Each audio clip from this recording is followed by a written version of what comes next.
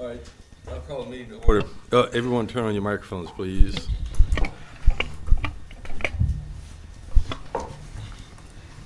Before we begin, let's take a moment and each of us ask for guidance in the decisions we have to make, each in our own way.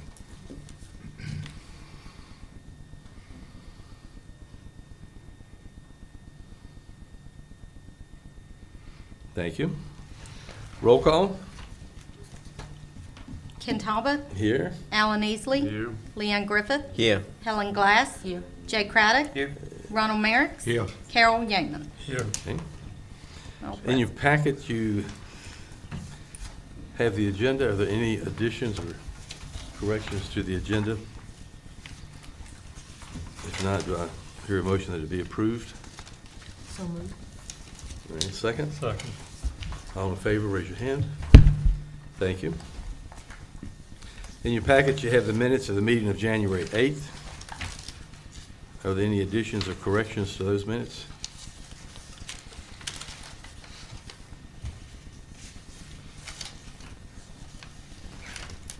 Move they be approved. Second. All right, it's been moved and seconded. All in favor of approving the minutes as written, please signify by raising your hand. Thank you. Old business, I don't have any, Mr. Chairman. okay? And new business. Next month, we have one case. Oh, we do it. Revocation of a special use permit for a public garage that was issued in 2005. He's been continuously in violation of inoperable vehicles, solid waste zoning, and the conditions placed on the special use permit. Okay. 2005. Yeah, forget what I was doing. Okay. And there's no chairman's report. So we'll proceed to the public hearing.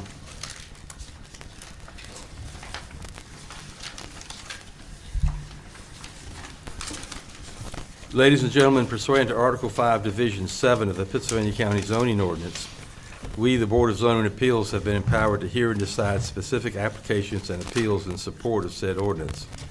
In accomplishing this important task, we're charged with promoting the health, safety, and general welfare of the citizens of Pittsylvania County. We must ensure that all our decisions and recommendations be directed to these goals and that each be consistent with the environment, the comprehensive plan, and in the best interest of Pittsylvania County, its citizens, and its posterity. Anyone here to speak to the board other than the applicant regarding zoning cases will be limited to 3 minutes.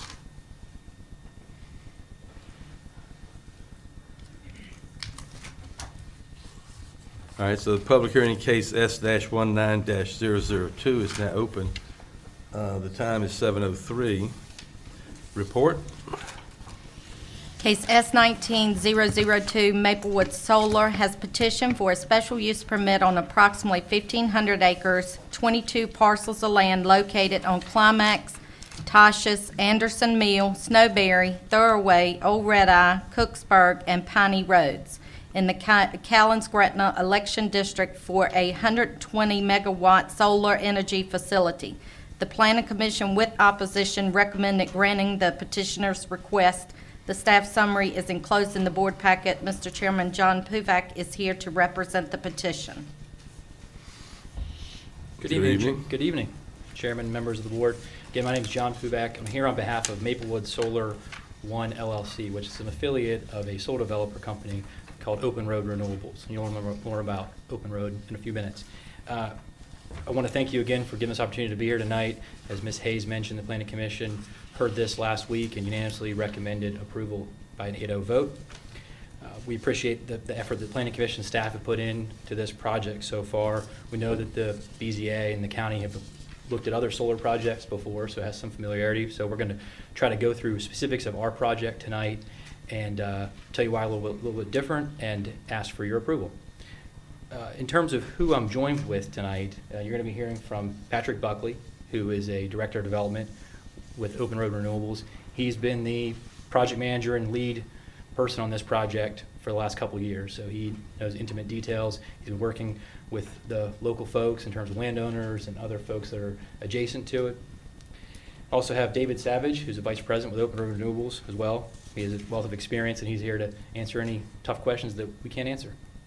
And we also have Rick Thomas, who's an engineer with Timmons Group, and he's an environmental consultant as well. So I'm going to turn it over to Mr. Buckley and let him go through some details about the project, and then I'm going to return and talk a little bit about our proposed conditions. Thank you. Okay. Good evening, everybody. I feel like I'm in the living room, which is nice for a change. My name is Patrick Buckley, and Director of Development for Open Road Renewables. We have been developing this project for a couple of years now and working with a number of landowner families in the Climax area, and I believe most of them, if not all of them, are here before us tonight and joining in support of the project. And so the goal is to walk through just some of the specifics surrounding the project. And last week, it was a productive meeting, and we're very appreciative of the support by the Planning Commission. And we heard some support for the project, and we heard some folks raise some concerns about it. And there were some good things brought up. And so want to touch on some of those things. And I think it all ties into what conditions we've proposed to the project since we've submitted the application in December, and since last week we've made a few updates that I think will hopefully make some folks happy. So the project itself is about 7 miles northwest of Chatham, and we've got a site plan that's behind a few of you that you should have in your packets, but this should be an easier reference for us. It's a larger, more blown up version of the map that you've got in your packet. So what you're looking at is, as Karen mentioned, about 1,500 acres of land, and we would condense that, let's call it a sandbox, if you will, over the coming months. Once we've done some of the kind of later stage design work to figure out exactly where does the infrastructure go, we'll have a better idea. But from there, we've committed that we wouldn't develop on any more than 1,200 acres, and it could be less, but it could be about 1,200 acres. And so, Well, I mean, I hate to interrupt as we go along, but there's some questions that pop up immediately. Sure. When you say 1,200 acres, is that the area, the sum of all the plats that you've leased? Or is that the sum of what you see here is 1,500 acres, and the panels themselves would go on less than that, a maximum of 1,200. And the reason for that is that there's different technologies, so certain panels have different efficiency ratings. And Okay, but the total area of the whole project, including everything. 1,500. So from the bottom to the top and from left to right, it's 1,500. Correct, within the red outline that you see. Red. Okay, I see a red. All right, I'm sorry, go ahead. Yes, Thank you. sir. And so the actual equipment, the infrastructure that would go inside the fence line, you've seen a few projects now come before you. This is an identical project to those projects in terms of the actual technology that we would be applying. The panels are more or less what you see on people's roofs. It's just applied on a different scale. And so what you'd have within the fence line that would be on the perimeter that would be buffered by landscaping, and we'll go through that. I think that's probably the biggest topic that we'll go through tonight. But inside the fence, you'd have panels that would sit on racking that would be hosted by pier beams that are supported in the ground. You've got inverters changing power from DC to AC that's then fed to a substation facility that's right, that would be located right here, that would be under this power line that's running through the project. And then, of course, you'd have roads that would help connect and provide access to the project and access points. This is, as you probably know, this is a fairly unique land use. It's quite different than what you're probably used to, just the nuts and bolts of development, where a solar project is self-sustaining. It doesn't require any local taxpayer dollars or support, meaning we don't need water hookup, we don't need trash. waste, et cetera. And it's highly passive. It doesn't create noise. There's no dust. Once construction is done, it's very passive, and the panels sit fairly low to the ground. Can be returned to farming at the end of its life, which in this case would be up to 40 years. And in general, it's a unique opportunity for folks who are participating in the project to diversify what they've already got going on, which is primarily farming and cattle ranching and some timber. So back to last week and over the last couple months, we've had an opportunity to outreach with the community. We've held a community meeting after the first of the year. We've sent letters to all the adjoiners, and since then I've had a number of conversations individually on the phone in houses with folks, and really try to understand what the concerns are. And at the end of the day, this is a view shed. If you may have some concerns that don't tie to view shed, but typically it's, we can see it and we like for you to solve that problem. And so that hits on a couple conditions, which are you can solve view shed with setbacks, you can solve it with landscaping, and we're fortunate enough that the county has an ordinance in place, and we'll talk through in more detail as to the setbacks and the landscaping itself. But a couple of things on the setback, we've proposed a universal setback of 40 feet from the property line to the solar panels themselves. Within that setback, you have the fencing and you have landscaping. Since last week, we are now proposing that from all adjoining houses that are in this vicinity, we would be 150 feet away from that house. So from called the center of the house to the nearest panel. That is not something that's considered in the ordinance itself, so we'd like to propose that. And then furthermore, we've had a discussion with a few landowners, but one in particular that is in a fairly unique position in terms of where her property is located. And that'd be great if you could pass these out. Pass them this way too. So in our site plan, we have. Hope you don't mind if I walk over here. Sure.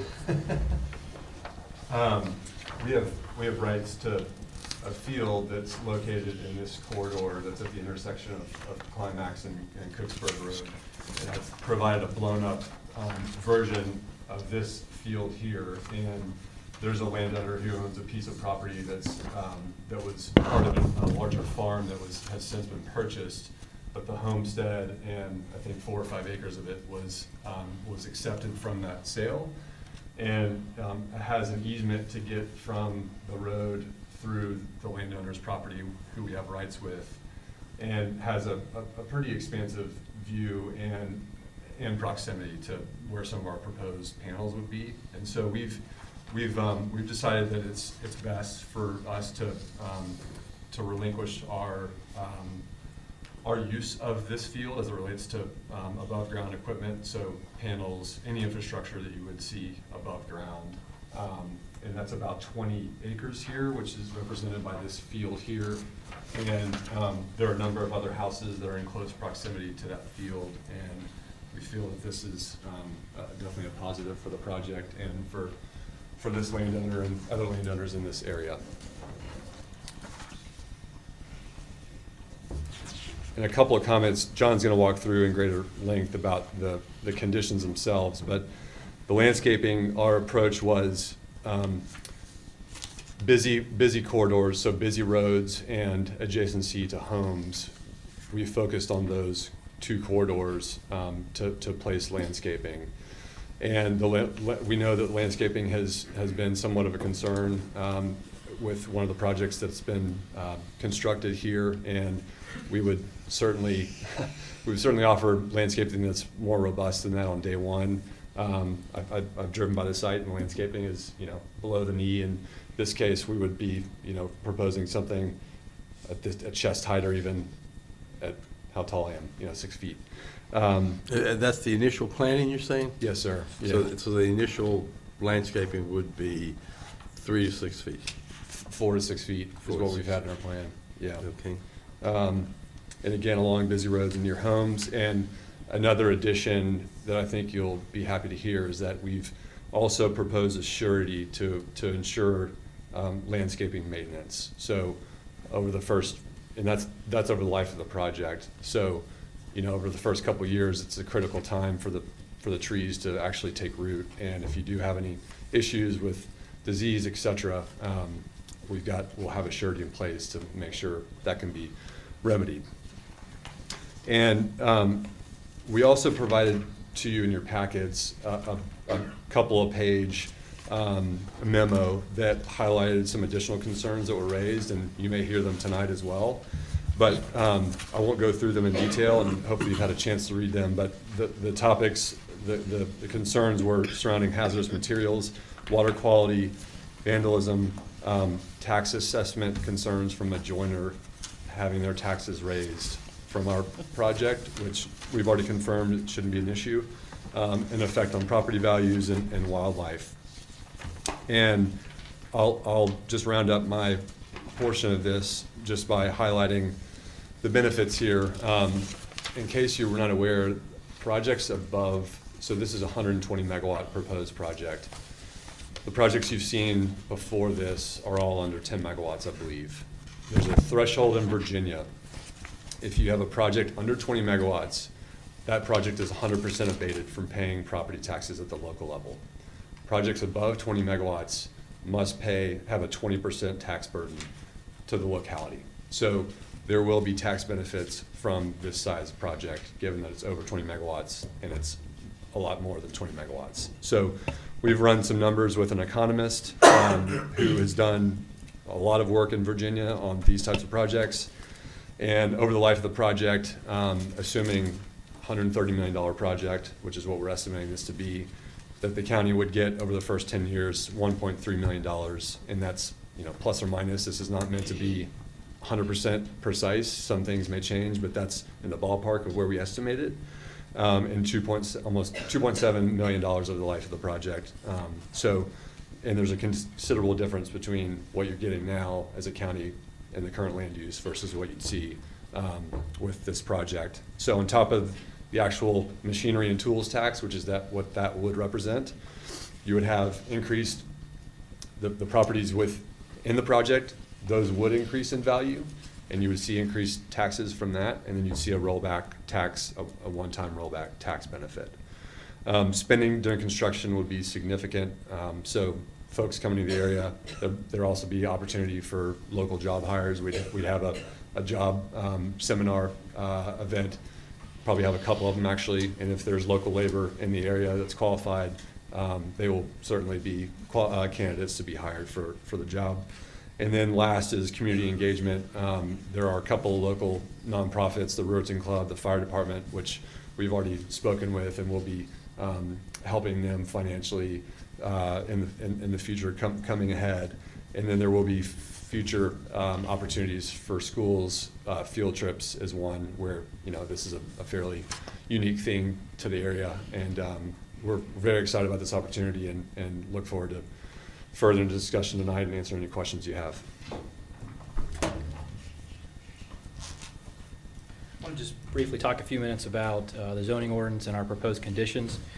Before I do that, I just want to mention that an element of the Planning Commission's review was the comprehensive plan. The Planning Commission sort of is responsible for the comprehensive plan, so they reviewed that at the meeting and identified no issues with the comprehensive plan. In fact, there's elements of the comprehensive plan that this project would directly support, including innovative new energy production. That's something that's in the comprehensive plan. The fact that there's no adverse effects on the environment, and again, the fact that economic development in terms of increased tax revenue. So there's just some elements of the comprehensive plan.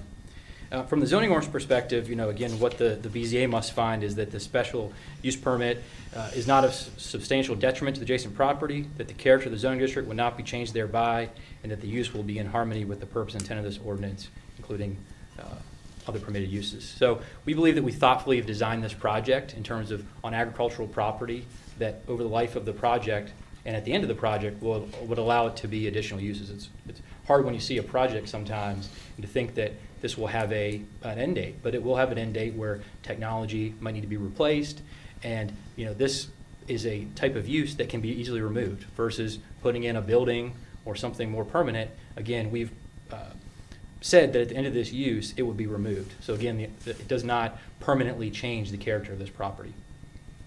And again, we think through the screening and setbacks that we've designed in terms of landscaping that really have minimized any adverse impacts on adjacent property owners. And we also think that it's a very small fraction of the county's overall agricultural farmland. So again, doesn't change the overall use of that character.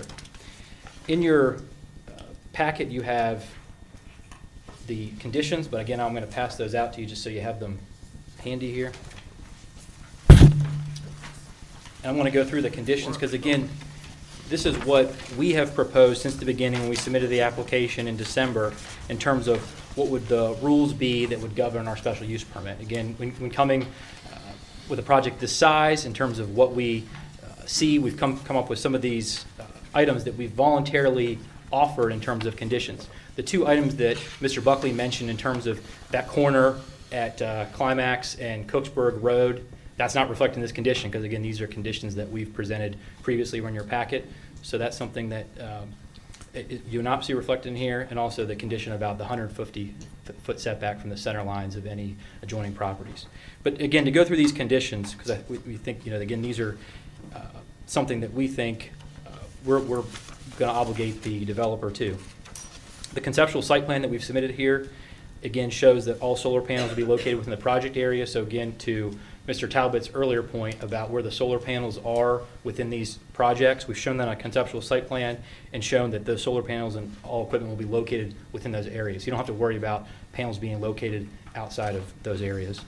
In terms of height, except for an interconnection station or a collection yard, everything will be limited to 15 feet in height. Setbacks, Mr. Buckley mentioned that, and again, what we propose is a universal setback of 40 feet from the right-of-way of public roads and our parcel lines of adjoining roads.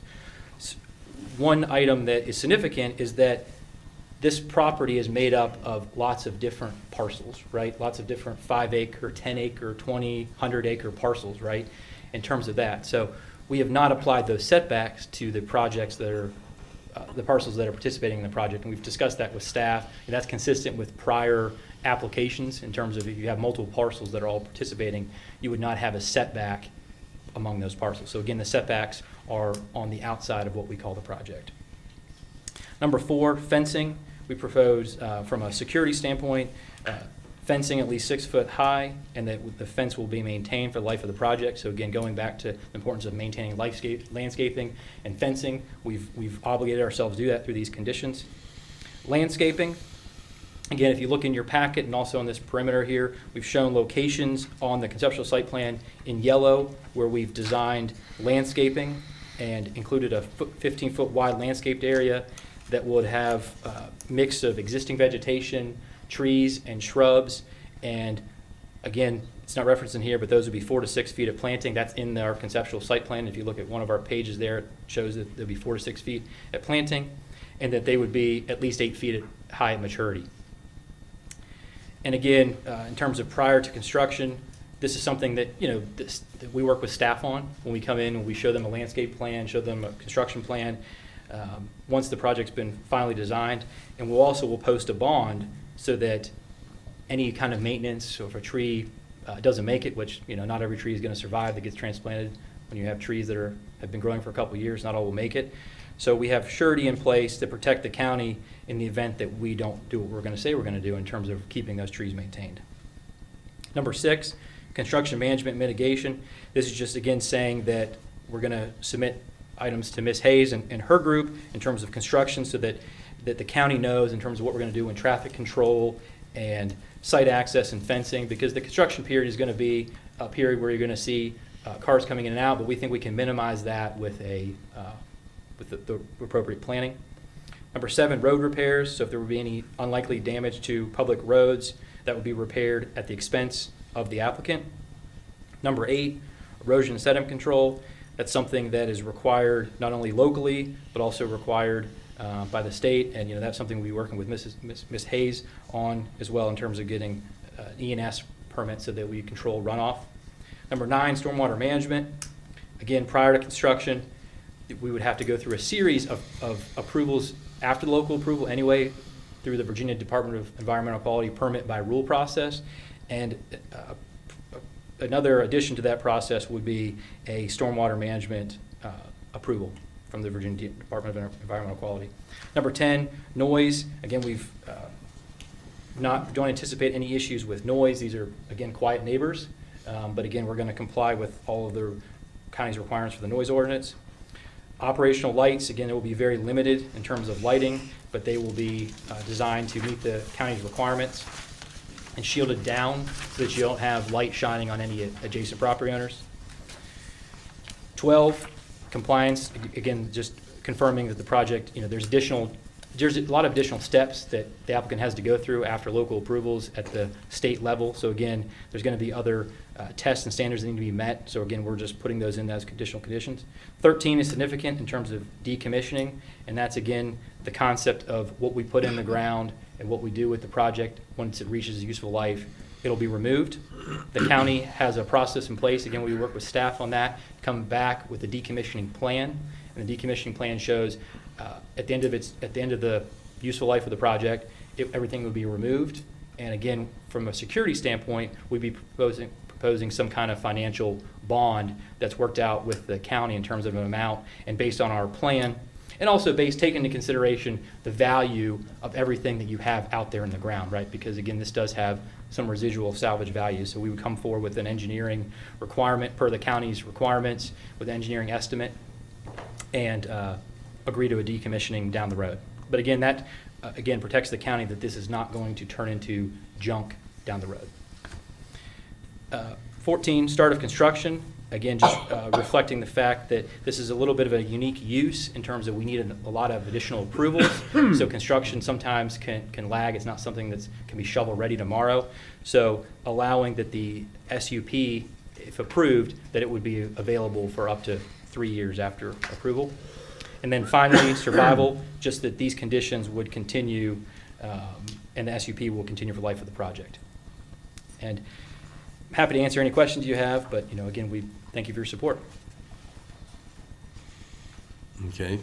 Is that the completion of your presentation? Yes, sir. Or is there more? That's okay.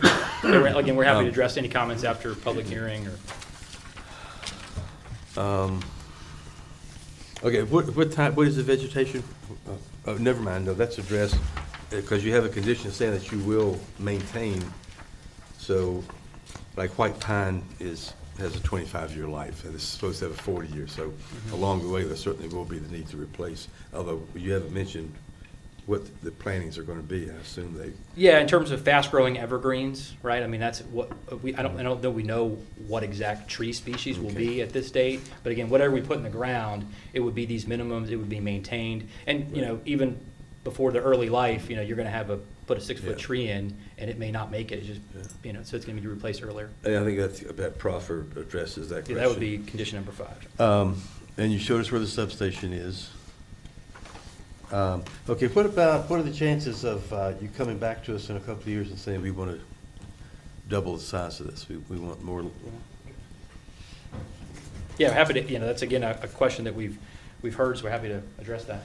So the question about size is really dictated by the transmission system. Mm-hmm. So the transmission system really guides development of this type of project, meaning before we even get to an area, we're studying how much capacity is on that line, and we've determined that there's 120 megawatts of capacity on that line before you get to what are called network upgrades, and that's a very costly upgrade. It can be costly. Mm-hmm. So anything above 120 megawatts, you're going to have to pay into the utility to upgrade the system to allow for more energy to come online. Mm-hmm. And after that point, it no longer is economically viable. So our plan is 120 megawatts on this line, and we do not foresee the need to come back to y'all to double the size. Okay, in all of these separate fields of the solar cells, how many inverters, just roughly? So let's just call it a 2 megawatt inverter. So you could have 50 to 60 of them, Okay. and maybe less, Mhm. depending on the size of the inverter. Now, how about it? Nowhere do I hear any reference to any consideration about electrical noise, interference, radio, television. Yeah. Are you? Do you mind elaborating on that question? Yeah, when the neighbor calls and says, "Hey, I've got lines in my TV. I'm Right. getting electrical interference from my." Yeah, well, I've never heard it being an issue on any project that's operational. And are you the engineer? Who's the engineer? I'm not. And I don't know, Rick, Rick, David, I can take a stab at that. yeah. Good evening. I'm David Savage with Open Road Uh-huh. Renewables. I believe that the possible concern about microwave or radio interference or TV interference might be related to EMF or electromagnetic forces. No. Actual No. signal. No, just the signals. And it is an issue on a national level. If you read the right press, you'll read about it. Oh, they put in this photovoltaic plant, and now I have interference. They won't come out and work on it. And even the power company, I don't know if if you get a loose connection like on a transformer, that'll produce RF energy that will just destroy radio reception for miles around. And it can be extremely difficult, number one, to convince Virginia Power or Dominion that they have a problem. Power, But you haven't encountered that before. No. No, the only instance, and I've been doing the work for years and years, that I've even heard of the possible concern is that in Ohio, the state agency in Ohio that permits all energy plants has a series of pretty rigorous questionnaires for all power plants. And there are questions in those, in that system about radios and TV and maybe microwave and communication interference, and whether the question is simply, will your project have any effect on that? And we've answered that twice in Ohio proceedings, saying that we're not aware of anything in the literature that indicates that large photovoltaic plants have any effect on those systems. Okay, so then you wouldn't have any objection to a condition that said something like, the applicant will respond promptly to complaints of electrical interference and take corrective actions? None. Okay. That takes care of that. Who benefits from, aside from the landowner, who benefits from these fees? As I mentioned, Appalachian Power, what's the bottom line? What's a consumer like me you would not notice as a ratepayer. So these projects, the only reason these projects are getting built now is because they're becoming cost efficient. So they're now economical. The price to build these projects has gone down, and that's because of efficiencies with panel technology, and just overall, as more comes online, people are just getting better at building them, and it's just becoming more competitive. And so gas plants are typically the competitive benchmark in, I think, most markets now, and it's undercutting every type of power generation. And so Appalachian Power and Dominion are now looking at solar. If it's in the ratepayer interest, they are going to start procuring this power, and you're seeing that come true. Yeah, I would just add that, Virginia changed the law about a year ago in terms of making an emphasis towards renewable energy, and basically saying that the large utilities, Dominion and APCO, need to go out and basically declare renewable energy in the public good. If it's in the public interest. Yeah, so be able to go out and acquire these type of projects. So it further spurred development. You already have, corporations and big users that are out there looking for solar energy. But again, when you have the utilities out there looking for it and looking to be the end users, that So it goes. it should reduce transmission costs, which should not make utility bills go up. That's right. I mean, I think of it, the analogy on, a farmer who's farming beans or corn, and you have the ability to actually lock in a fixed price for that corn or soybean over 40 years or 20 years. That's what we're doing with this technology, because the sun is free. There's no cost to the energy that So we're. stability. Yeah, stability and you're competitive now on the rates. Where does this transmission line, we actually, 15 years ago, granted a special use permit for this transmission line, but I forget where it went. Where does it go? To the dam. I know, but the other end. I don't know physically what town or, Yeah. So we may or may not directly benefit from it, but yeah, indirectly. It's just Danville. It does go to Danville? I believe so. yeah, I forgot if it went to, I can. Well, that helps me. yeah, I mean, But in general, it would reduce Dominion's Yeah, I mean- transmission costs. yeah, yeah. You Yeah, can pass here's, the map here's a around. map That's of, that's the transmission volt, the overall yeah, it's okay. map. I haven't seen it. But now this begs another question. You said in your introduction that you were going to tell us about Open Road. I Who forgot about is- that. Who is Open Road? Are you a developer? Are you an operator? We're- Are you we're going to pri- sell this once you We're a develop it? privately held development company, and we're based in Austin, Texas. And David and I are part of a team that's been together for the last 9 or 10 years.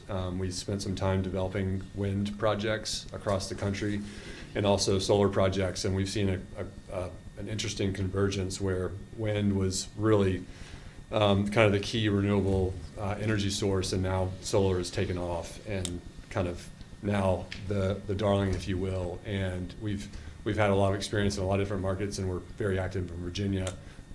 And this is, one of our projects in Virginia. But will you operate it, or once it's up, will So- you sell it to the utility, or what? So we would carry it forward. We're not a construction company, but we would potentially bring a construction company in. And Appalachia Power is a potential customer, a purchaser of this project, where Okay. project could be built, and Appalachia Power, for example, could be the end user, where they just take the keys and they operate it and own it. Or another large energy company that has experience and interest in owning projects. And of course, they would be bound by whatever contractual That's commitments. that's correct. Under the project LLC. And I'm guessing the location is due to the transmission line. So it's transmission. Why climax? The transmission system guides it, and then from there, it's actual land constraints and land availability. And believe it or not, this is, in a hillier region, this is a fairly flattish area compared to other parts.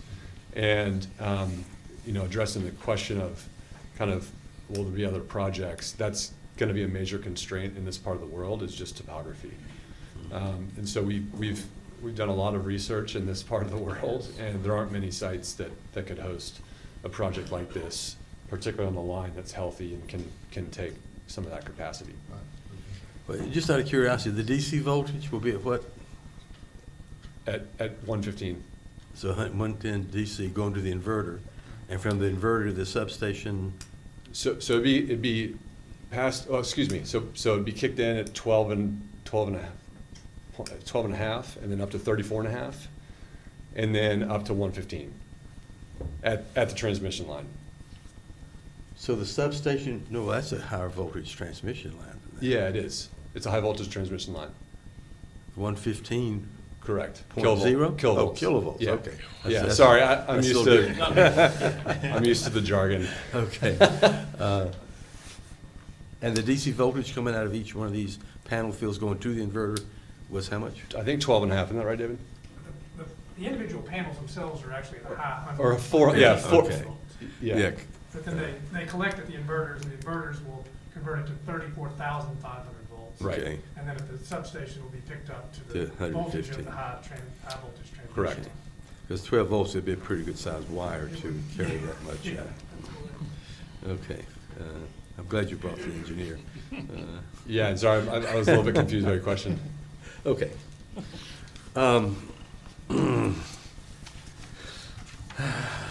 Those are all the questions that I generated. You guys got anything else for the applicant before we? One Hear from the question, public. well, question or two or three, maybe. Our ordinance, did I hear you say that you may be Yes. up to 3 years starting the project? I got that circled right here. That's an issue. Yep. Because I think our ordinance says 18 months. I believe. I was just gonna look for it real quick. Is it 18 months or 12 I months? thought it was 12 I months. think I think it's 18. 18. 18. Yeah, I would add that the ordinance also says, or as other time specified by the BZA. So that's the rationale for our request. Well, here's the dilemma it poses for us. This was advertised as a special use permit, not a variance from conditions of the ordinance. Any other applicant would be restrained by, and it comes up so infrequently, nobody can remember what it is. But it's not 3 years, so. How- 18 months. It's 18 months, okay. yeah. All right, so what would it do to you if we reduce that to 18 months, that 3 years? And it just says start, you know. Correct. uh, So there's some, the reason, it's not arbitrary that we're asking for this. Mhm. And power plants in general have a different pathway towards I understand that. fruition. And we may be able to do so in 18 months. However, there's some long lead time items that are impacting timelines. Mhm. And one is actually getting the state permit, Yeah. right? And that's out of our control as to how long it takes them. But you understand the problem it creates for us right now.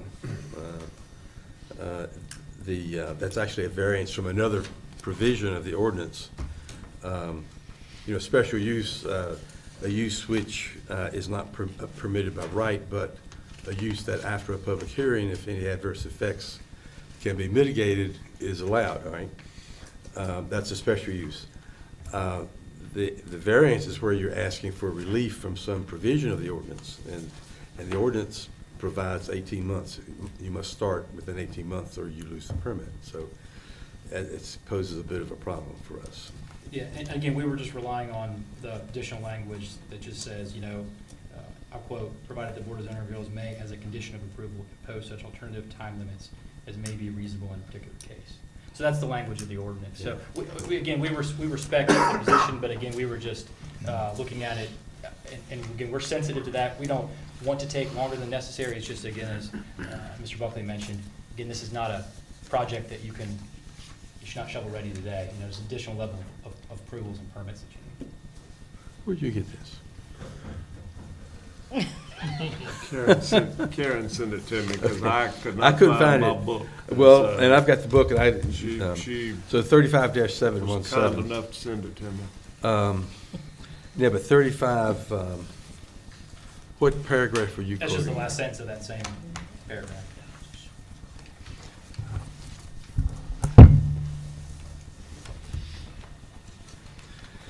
Provided the Board of Appeal may, as a condition of approval, impose other such alternative limits as may be reasonable in a particular case. Okay, all right, that might be, that might let us off the hook. Yeah, and again, we don't, we're not trying to come in you and, you know, slow play it. Okay. We're just dealing with economic realities. You asked about the users Yes. and what happens Mhm. down the road, and Yeah. again, it's not, like I said, if it were John building a garage, then we could do it. in Well, 18 months. we don't wish to leave anything open that might give somebody the basis for an appeal either.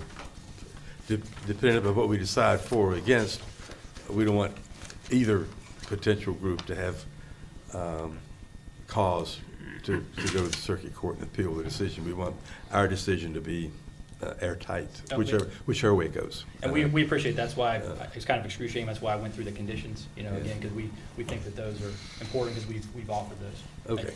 Thank you. Anything else? One more question. And I'll go back to the landscaping. Would you consider 2 rows of shrubs staggered? Which would, because that's, and we all go back to the original one we did, and the trees are 12 feet apart, and it's gonna be 30 years before they close in. If that would be something, maybe you could live with 2 rows and some distance apart, and then another one between them. Yeah, and Dave, do you want to discuss our thinking on this? And We'd be able to consider that. What we would be inclined to suggest is that if we did that, maybe it was be in limited locations, such as within a certain number of feet of neighboring homes, which is really the primary view shed concern would be near neighboring homes. maybe across from them and a few feet on each side. There are a lot of perimeter on this project. And to do that in more than maybe the most sensitive places would be really challenging for us. But I think that we could consider doing, if we weren't doing trees but doing shrubs, we could consider doing 2 rows more tightly spaced in those sensitive locations. What distance apart, and I'm sorry to harp on it, but It's in here somewhere. the lands, was there a distance apart on your shrubs? The trees would be 15 feet off center to center. There's a schematic in the back of the Okay. site plan that shows them 15 feet, so when they Okay. do get to maturity, they'll fill out. Quickly. But it will take a few years to get there, of course. That's all right. So, I mean, to just, I guess, close the loop on that, I mean, we're happy to draft a condition, on the fly here, but, I think we would defer to, working with staff, in terms of sensitive areas, it would really probably have to be, we come back with a landscaping plan that shows, to extent, double rows in certain locations, so. Well, your landscaping plan will be presented That's right. to Karen. To the planning commission. Right. And so we can defer that to them and let, and we may if you, Sure. if that's That's- okay with that's you. good. So somebody, the point is somebody will get another look at it before Right. they. Very good. Okay. Anybody else? Okay. Thank you. We will have some questions, I'm sure, before we're done. All right, where's our book? Nope. All right, we do have a number of people signed up. Barry Cundiff?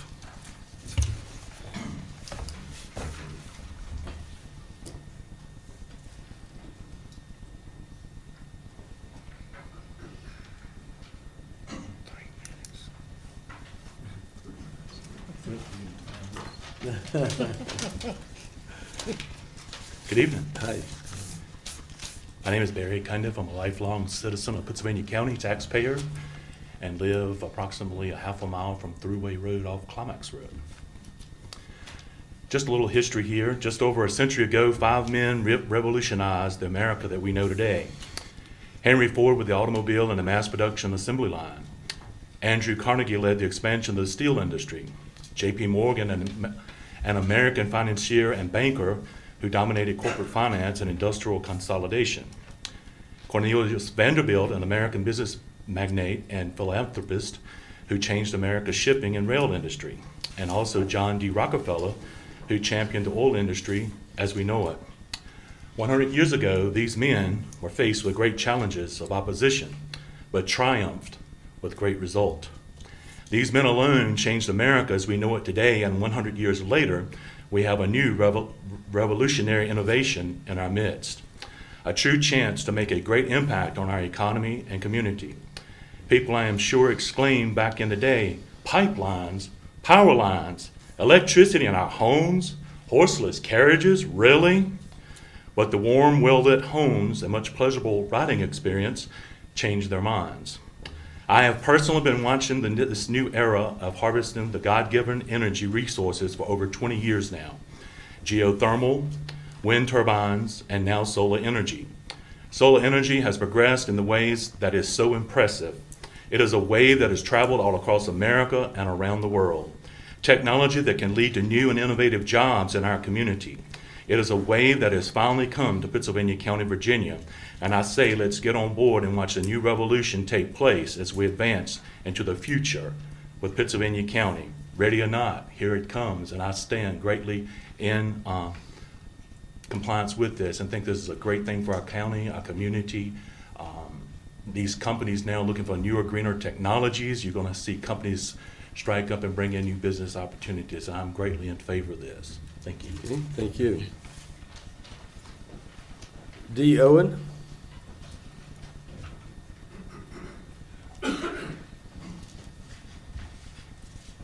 Sit too long. Good evening. Good evening to all of you. I am Dee Owen, and I'm speaking for me and my husband Earl. We have lived on the Climax Road for a little under 80 years for each of us, and so when I was thinking about this, we have property that's in the proposed area, and we were actually living on Climax Road at 9 years old when electricity came to Climax. That's a sad thing to admit, that you know when electricity came, but we do. We've always tried, a little background, we've tried to keep our farm neat and clean and attractive for the community. And some of you know that the county schools, old schools, were closed, and we had Climax School right in our community, of course. And Earl worked with keeping the building up to date and attractive and painted and repaired, and that's a lot of work. And I've mowed grass for many, many years for Climax School, and I've also picked up trash on the road with the Climax Ruritan Club. And it gets to be a trashy place sometimes, and that's not a fun job, but we did it for the community to make it look better and to make it attractive. And that's the same thing that we're expecting from this solar project, that it be neat and clean and attractive. I have a friend that travels the world with the gas companies, and he's very interested in renewable energy, and he's very interested in the solar system. Has no connection with his work, but he has talked about the governing bodies are moving forward with mandates that support low and zero carbon footprint energy production and consumption. Washington, D.C. recently passed laws requiring that 100% of electricity sold is to come from renewable sources, and that's going to happen within 12 years. That's going to be mandated. He also was commented about that we should support and be proud that Pittsylvania County is at the forefront of addressing these needs. The proposed solar project provides Pittsylvania County with an opportunity to contribute to the solution on our terms while still being good stewards of our land and environment for future generations. And as a landowner there that's being considered, I ask for your vote for the solar farm. Thank you. Okay, thank you. Angela Pruitt? Good evening, members of the Board of Zoning Appeals. My name is Angela Pruitt, and I'm here to speak in favor of the Maplewood Solar Project. My family has some of our land in the proposed project. I believe in property rights, and I feel this is a way to diversify our land and to hold on to the family farm. Thank you for your time, and I would appreciate your favorable approval in this solar project. Thank you for being brief.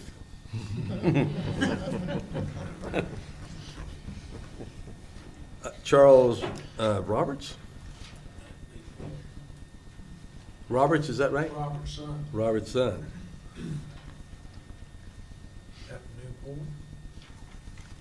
My name's Charles Robertson. I'm here to represent the interest of my wife, Marcia Blair Robertson. She's a third generation owner of 72 acres here in Climax. This land's always been farmed throughout this 3 generations. This land is being considered for this project. There are several things to be considered here. This land has always been farmed, producing agricultural products that may either be sold or consumed to feed families. I continue that this project is a different kind of farming. We'll be farming sunlight, which we converted to solar or to electric power for us all to consume. Solar power will not emit dangerous products such as carbon emissions or collect undesirable byproducts like fly ash. It will not emit dangerous liquids to pollute any surrounding streams or waterways. And after the construction is completed, there will be no loud noises or undesirable annoying sounds. And after the buffers are established where needed, there will be no undesirable views to be had. Solar and wind will be the energy of the future. We must think not only for the present, but we must think for the future generations as well. We must lay the groundwork for clean and unending energy sources that this will provide for all. In closing, I hope this board will consider okaying this for the good of the community. Thank you. Okay, thank you. Kevin Owen?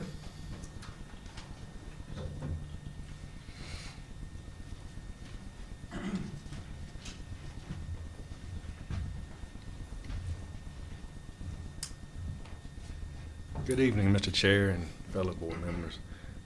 My name is Kevin Owen, and I'm from the Climax community. My family and I are landowners in the proposed Maplewood solar project, and I'm here to speak in support of it. The farm economy has become increasingly difficult to survive and make a profit, and we welcome this opportunity to utilize our land in the solar project to continue to diversify our operation, as that has been key to us surviving and farming, is adding on new stuff. I'm pleased to see our county recognize and explore alternative energy to lower our dependence on fossil fuels to provide energy. I feel this is a low-impact project with no objectionable noise or light emission to surrounding property. The safety aspect of this project must be very excellent, as we place the first one in our county in the middle of some of our public schools. One challenge I hear about is proper screening, and I think Open Road Renewables has gotten that message and takes it very serious. I see practically no difference or impact from this project versus planting a stand of timber on my farm for long-term investment. Timber has always been a good neighbor to us. It does not require very little public assistance or service to support it, and the taxes help support the community. I feel very good about solar being the same good neighbor. My family and I would appreciate consideration of a decision to support this project, and so we can continue to be productive citizens in our county. Thank you for your time. So will you continue to farm? Yes. So you'll have enough acreage left to? Yes, sir. Okay. Yes, sir. For this project, we'll still have, we lease and own land, and it actually give me the opportunity. A lot of the land that I currently lease is going to come up for sale before too long, and it actually provided me the opportunity to expand and purchase some of this land currently that I don't think I could do in the future based upon the amount of income off of the farming. Okay. Thank you. Thank you. Stephen Thornton?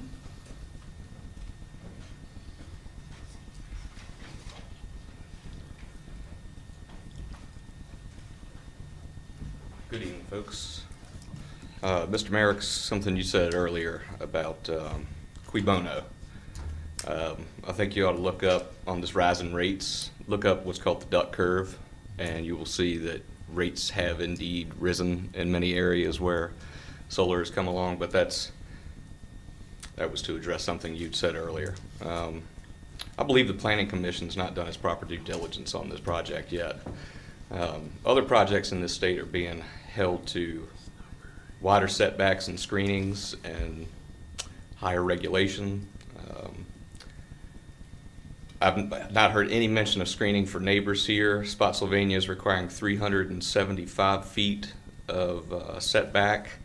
Currituck County, North Carolina, another 120 megawatt production facility on 2,034 acres was held to 300 feet of setback. And I understand that Currituck, North Carolina has increased that requirement to 1,000 feet for future projects. Apparently, they were not happy with the initial 300 feet. Did not get any figures on Charlotte County, but Charlotte County is saying 250 acre max, at least 5 miles apart, 1 mile from any village. So that's just to let you know that other counties are holding higher standards here. Another concern I have is the decommissioning fund enough if Maplewood Solar goes belly up and we're left, with this stuff to dispose of? Let's see, real estate impact assessment in Lincoln County, North Carolina. The study finds impact can range from 0% to 30% negative impact on real estate values. Moderate priced homes near commercial zoning saw little to no impact, whereas higher priced houses near agricultural areas can decline by more than 30%.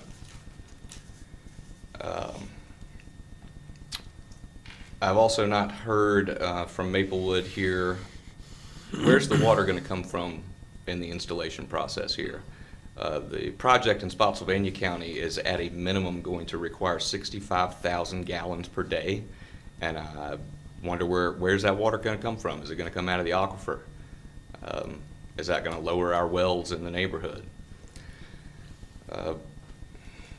The developer fellow here has said that they've contacted every adjoining property owner to make people feel better about this project going in. And I just want to say again, I was here last week and still have not heard anything from Maplewood. They have not contacted our family. We are adjoining landowners to this project. Their proposed setback is only 40 feet, and they are increasing it to 150 feet near these houses.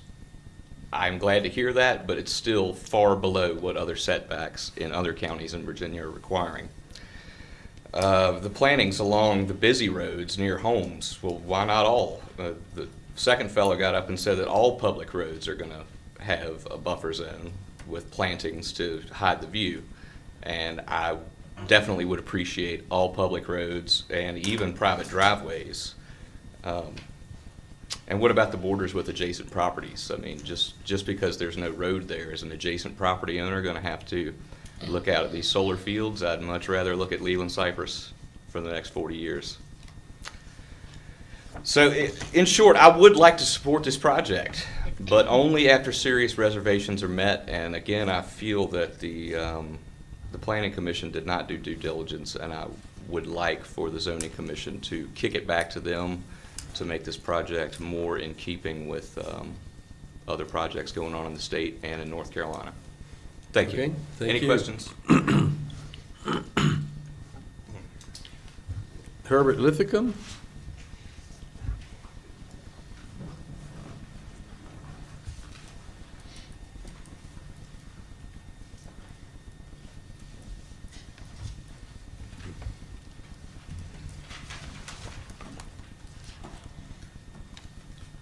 Good evening. Good evening.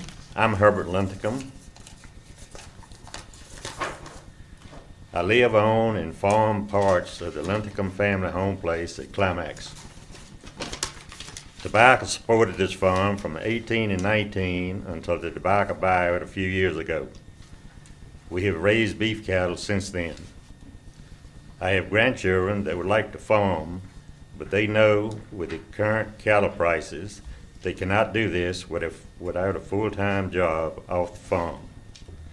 This solar project would supply enough supplemental income to the farm to allow my family to continue this farming operation for another 40 years. Thank you. Thank you.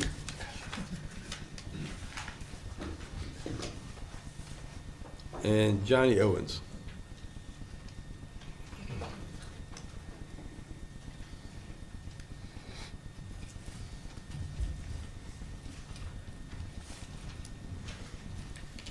Good afternoon, members of the board. My name is Johnny Owens, and I'm here to speak in favor of the project. I live near the Ringgold Solar Project, and both my children attend school next to it as well. And I've gotten used to the visual impact of the solar panels as I drive by them nearly every day. In fact, in my opinion, it has become a safe and stable neighbor to the schools for my children to attend. I believe in property rights and see this as another way for landowners to utilize their land while benefiting the public with an option of an alternative energy source. Also, I see it as a low-impact project that will provide additional tax revenue to meet the increasing revenue needs of our county. And I would appreciate y'all's support for the project. Thank you. Okay, thank you. All right, that ends the list of people who have signed up. Is there anyone else that would like to address the board before we close the public hearing? Once we close the hearing, you will not have an opportunity to speak. Yes, I will. Okay, come forward and let us have your name, please. My name's Hank Maxey, and I live in the Climax community about 4 miles down the road from where the project's proposed. I just want to say a couple things that change can be good or bad, but it's always inevitable. And I would say if you polled the citizens of Pittsylvania County 5 years ago, or even this board, and said, yeah, we've got a new industry coming in that could create jobs, or we've got a renewable company that's coming in and want to do a project, the answer would probably been bring it on, because Pittsylvania County's needing something. And that's the case most of the time. What I would like to say, however, is we as citizens, we as boards sometimes get the mentality it's good except when it's in my backyard.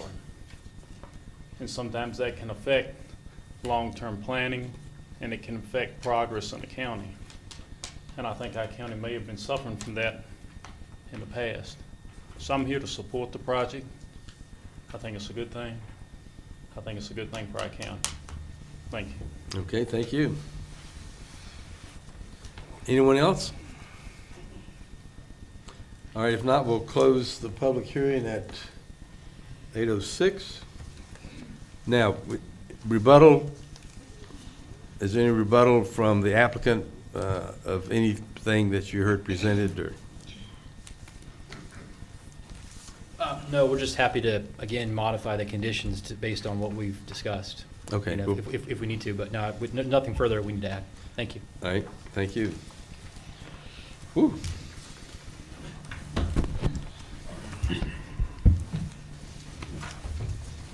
Okay. As you are aware, special use permit, our task is to identify any adverse effects upon adjoining property that cannot be mitigated through conditions. If we are able to identify such adverse effects that cannot be mitigated, then we're obligated to refuse the application. If all of the adverse effects can be mitigated through conditions, then we're obligated to issue the permit. So are there any adverse effects that we have not identified?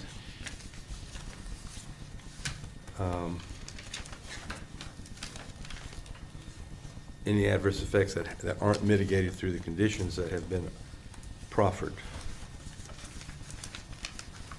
I can find the list again. There we go. They went through the 15.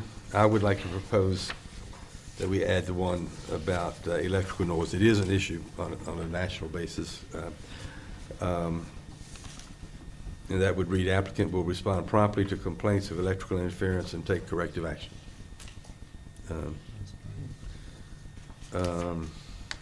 Yeah, there were two that we won't contaminate the proffer of the 15. So if meeting as a committee of the whole, what we would say is we'll accept those 15, and then we'll add that one. We'll add the 150-foot setback from the center of any dwelling to a panel. Those would be the two that. Just interrupt. We have some language, if you'd like that.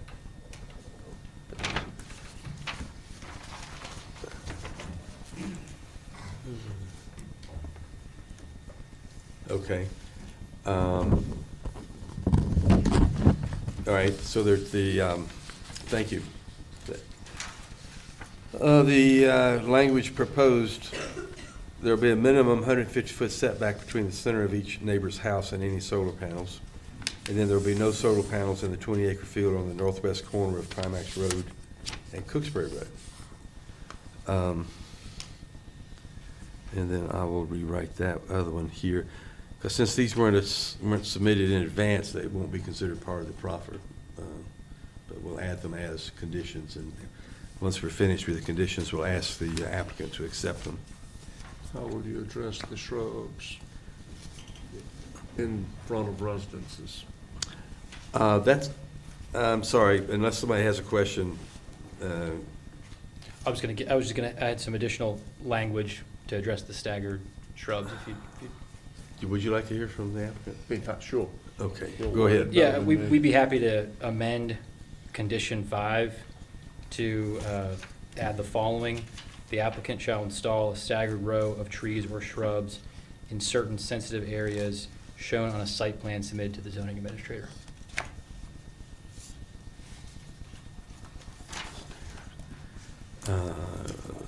Shrubs. Do you need to see this one? Got it written down if you. He's already got it written down? Yeah. What you got over there? It's been working. Oh. The applicant shall install a stagger row of trees or shrubs in certain sensitive areas as shown in a site plan submitted to the Zoning administrator. Kind of ran out of room there. Okay. All right. Okay, we'll use that. Excellent. Okay, thank you. So 1, 2. Excuse me. About the hours of construction. It says in here that, it just says hours of construction activity. Is that something we need to address? It's no later than a certain time or not before a certain time, given its proximity of houses or stuff? I really wouldn't think so. It's we've had other construction projects that, and I can't remember when we limited construction activity, because by its nature, it's temporary. It will go away. But if you feel strongly about it, we'll. No, I don't feel strong. It says hours, it does say what. Yeah. Okay. Anything else?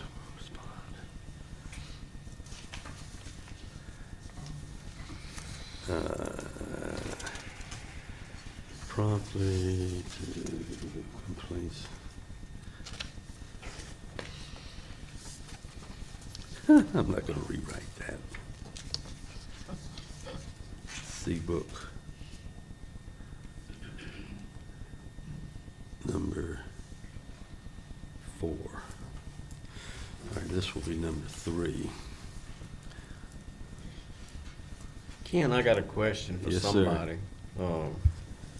After the dust has settled and you got a customer, and that customer may be in California and whomever, how often is somebody going to be required to come by and just check things out? I mean, is that something that's done daily or weekly, or when the problem arises, or what? So you would have, on a typical operational year, let's just say everything's running smoothly, you'd have a crew that would come out and actually manage the landscaping. So make sure that your weed growth and your grass is not overgrown.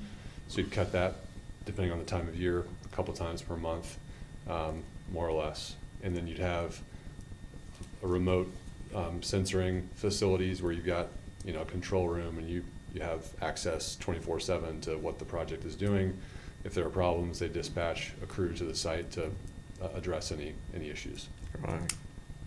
Thank you. Go ahead. I was just asking if it says the character of the zone will not be changed. Is that changing the character of the zone district? Well, if it does, we got a problem. Well, It's a quiet residential, rural community. Does that change the nature of it? Just they were still the farm in the sun. Yeah, I guess it, That was a good phrase, wasn't it? Okay. All right. All right, so, positive motion then? Yes. Yep. All right, let's see if we can, let's see. Accepted. And feel free to wordsmith this a little bit if you need to. But so all proffers accepted. And then conditions 1, 2, 3, and 4. All right. So the positive motion would read, whereas Maplewood Solar LLC 1, okay, has petitioned, it's been a long time since I took that, has petitioned the Board of Zoning Appeals for a special use permit for a utility scale solar energy facility, and whereas we find no substantial detriment to adjacent property, that the character of the zoning district will not be changed thereby, and that such use will be in harmony with the purpose and intent of the ordinance. And whereas there are no significant adverse effects upon adjacent property that cannot be mitigated through conditions, I move the special use permit be granted with the following conditions. So all proffers are accepted. There will be a minimum 150-foot setback between the center of each neighbor's house and solar panels.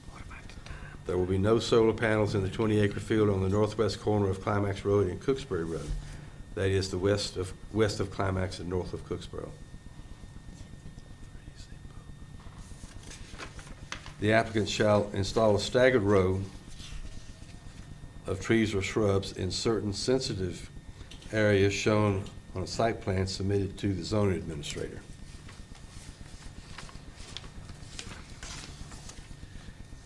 And finally,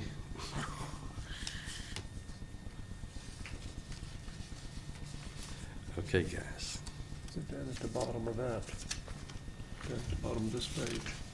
Yeah, that's what I just read. It's on the pad. Where'd the pad go? Where's the one you had underlined? Okay. Here it is. Underlined on That's not the one I was looking for.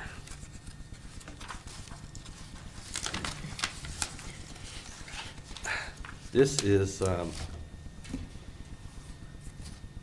right, but number 4 said that the applicant shall respond promptly to complaints of electrical interference and take appropriate action. That was number 4. So we've got the proffer, we got the 150-foot setback, we've got no solar panels in the 20-acre field, and then we've got prompt response to any complaints of electrical interference. What about the time for startup? Well, that's in the application, and if depending upon, well, and we are interpreting the ordinance to say that we may, as a condition, impose alternate time limits, and so that 3-year alternate time limit is what we're imposing, and that's in the proffer.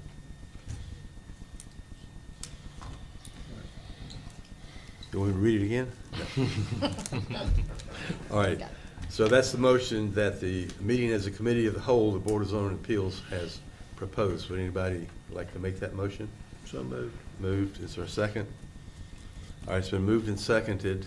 Any further discussion on the motion? If not, all in favor signify by raising your hand. Thank you very much. Do I hear a motion we adjourn? So moved. Okay, thank you, everyone. Thanks for coming out.